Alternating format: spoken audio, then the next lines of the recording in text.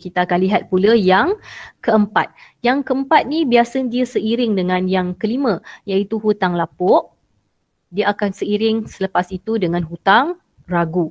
Tetapi kalau dalam soalan tidak diberi hutang lapuk, maka terus buatlah hutang ragu.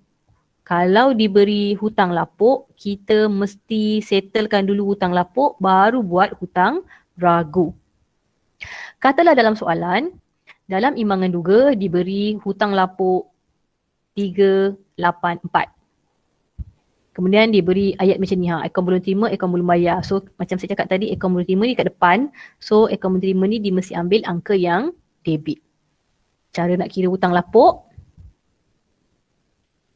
tengok soalan, dia kata hutang sebanyak 664 dihapuskan sebagai hutang lapuk. Jadi automatik ini adalah hutang lapuk. So di dalam APUR, hutang lapuk kita akan ambil yang lama tambah yang baru. So yang lama sama dengan 384 tambah 664. Jadi kita akan dapat 1048. 1048. So selepas kita lihat kita ada hutang lapuk di dalam APUR, ini automatiklah hutang lapuk tu mesti berlanja. Dan di dalam PKK,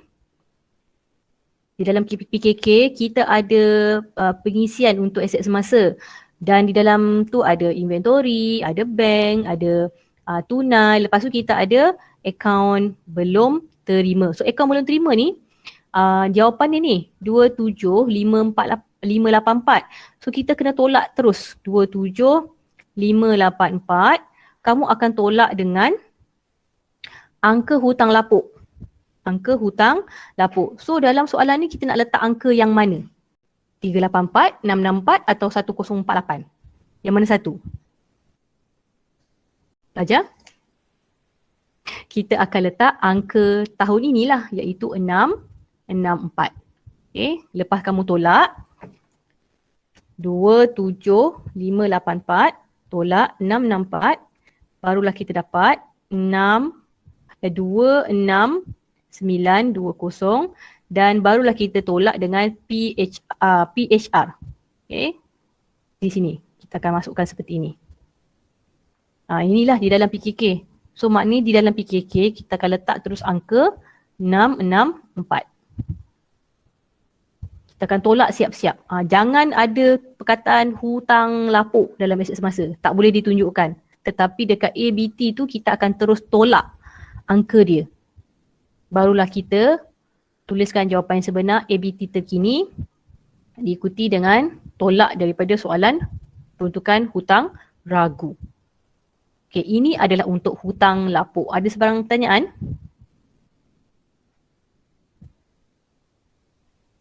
Tak ada Okey, so kita akan teruskan dengan peruntukan hutang ragu.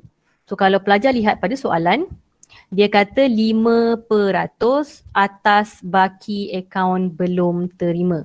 So kita akan ambil yang terkini ni. 26920. Ni 26920. So kita akan ambil lah angka 26920 ni untuk kira akaun belum terima punya peruntukan hutang ragu. Sebab itu, bila dapat soalan perkataan hutang lapuk, kita kena settlekan dulu hutang lapuk. Tolakkan dapat berapa, barulah kita buatkan untuk dapat peruntukan hutang ragu. Jadi dalam peruntukan hutang ragu, kita tahu 5% daripada ABT. Kita tak boleh ambil ABT yang ada dekat atas ni. Kita mesti ambil ABT yang terkini di sini. 26920. So kita akan darabkanlah 5% darab 26920. So berapa jawapan kamu?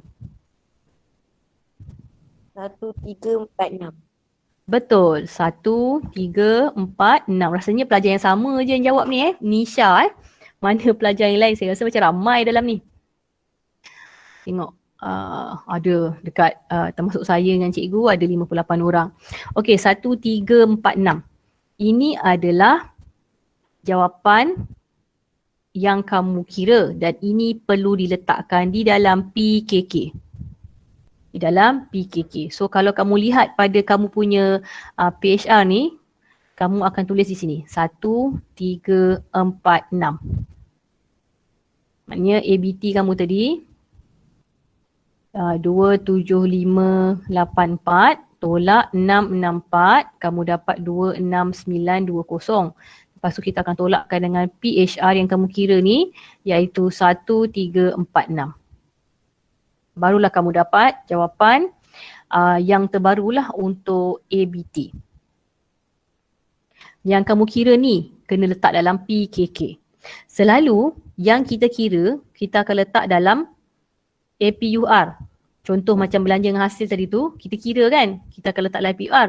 Yang terlebih terkurang kita letak kat PKK. Tapi untuk PHR, apa yang kita kira tu, kita akan letak dalam PKK dahulu. Kalau kamu punya susut nilai pun, kita kira, yang kita kira tu kita akan letak kat APUR. Tambah dengan tahun lepasnya baru letak kat PKK. Tapi terbalik untuk PHR. PHR ni kebat. Okay, PHR ni kebat. Kita, apa yang kita kira, jawapannya dekat PKK. Kemudian, untuk di dalam APUR, apa yang kita nak tulis? Kita tahu tahun lepas, okay, kita tengoklah. Tahun lepas, dia punya PHR, tengok pada soalan tadi, PHR tahun lepas tak ada. Dia tak ada apa-apa angka kat sini. PHR. Tak ada Tak ada. Tak wujud. Kalau PHR itu tak wujud, maknanya tahun lepas punya kosong.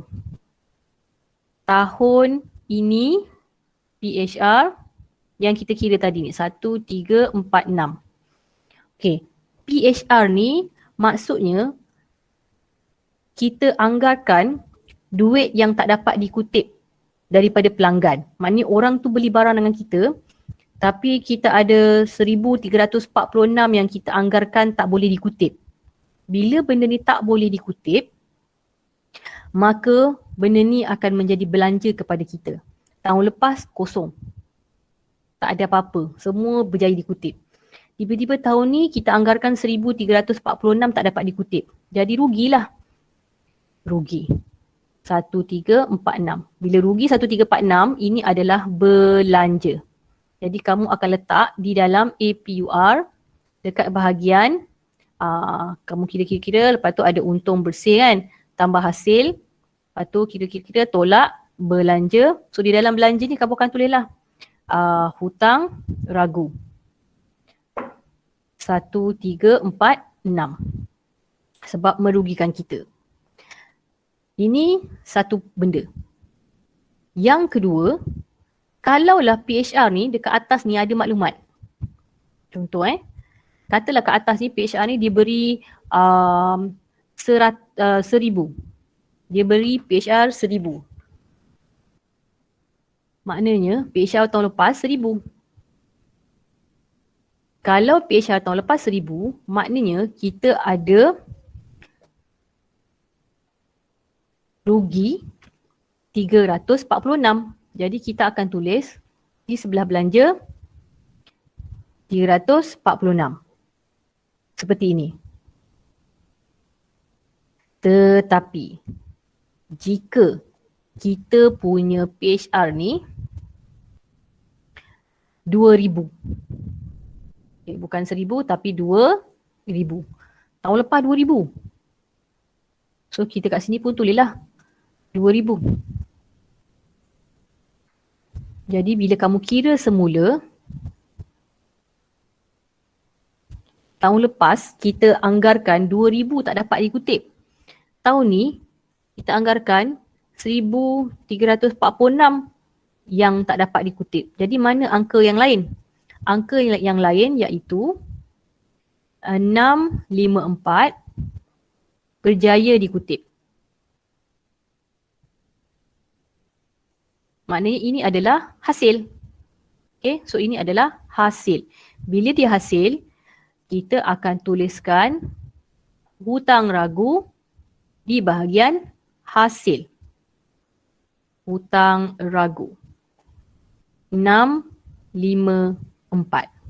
So ini beza dia. Kamu kena tahu membezakan antara tahun lepas punya dengan tahun ini, mana yang menguntungkan kita, kita akan letak dekat hasil. Mana yang merugikan kita, kita akan letak dekat belanja.